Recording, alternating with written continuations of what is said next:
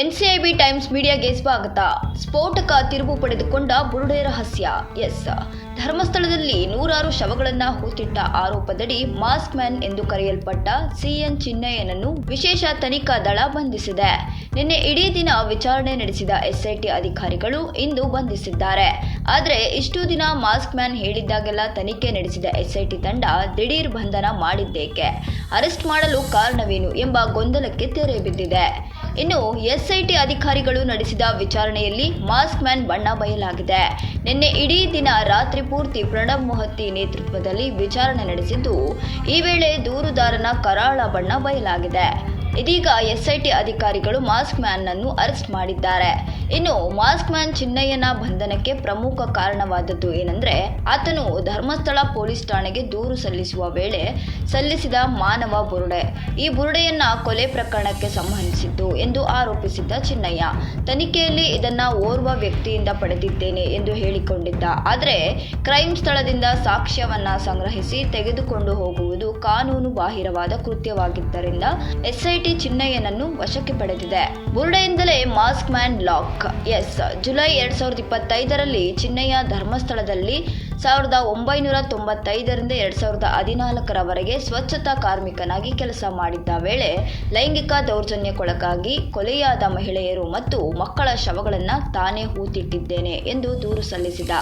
ಈ ದೂರಿನ ಜೊತೆಗೆ ಆತನು ಒಂದು ಮಾನವ ಬುರುಡೆಯನ್ನು ಪೊಲೀಸರಿಗೆ ಸಲ್ಲಿಸಿದ.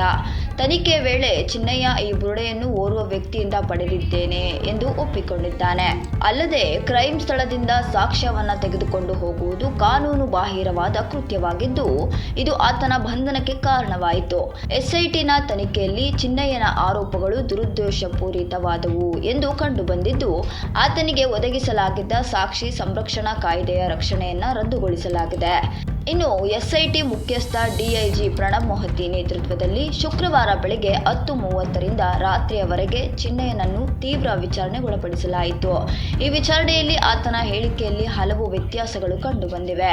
ಚಿನ್ನಯ್ಯ 2014ರಲ್ಲಿ ಧರ್ಮಸ್ಥಳವನ್ನ ತೊರೆದು ತಮಿಳುನಾಡಿನಲ್ಲಿ ಅಜ್ಞಾತವಾಗಿದ್ದ.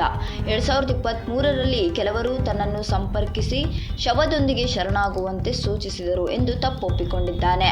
ಈ ಬುರುಡೆಯನ್ನು ಆತನಿಗೆ ಒದಗಿಸಿದವರ ಬಗ್ಗೆ ಎಸ್ಐಟಿ ಕೂಲಂಕುಷವಾಗಿ ತನಿಖೆ ನಡೆಸುತ್ತಿದೆ. ಆತ ಗುರುತಿಸಿದ ಕೇವಲ 2 ಜಾಗದಲ್ಲಿ ಅಸ್ಥಿಪಂಜರಗಳು ಮಾತ್ರ ಪತ್ತೆಯಾಗಿದ್ದು, ಇದು ಆತನ ಆರೋಪಗಳ ವಿಶ್ವಾಸಾರ್ಹತೆಯನ್ನ ಪ್ರಶ್ನಿಸಿದೆ.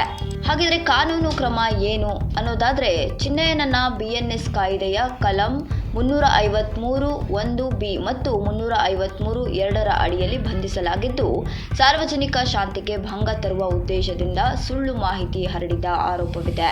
ಚಿನ್ನಯ್ಯನಿಂದ ಉಲ್ಲೇಖಿತವಾದ ಇತರ ವ್ಯಕ್ತಿಗಳ ಬಗ್ಗೆ ಮಾಹಿತಿ ಸಂಗ್ರಹಿಸಲು ಎಸ್ಐಟಿ ಮುಂದಾಗಿದೆ.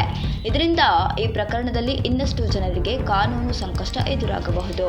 ಧರ್ಮಸ್ಥಳದ ಸಾಮೂಹಿಕ ಶವ ದಫನ್ ಆರೋಪದಲ್ಲಿ ಸಿಎನ್ ಚಿನ್ನಯ್ಯನ ಬಂಧನಕ್ಕೆ ಆತನು ಸಲ್ಲಿಸಿದ ವಾದವೇ ಕಾರಣವಾಯಿತು.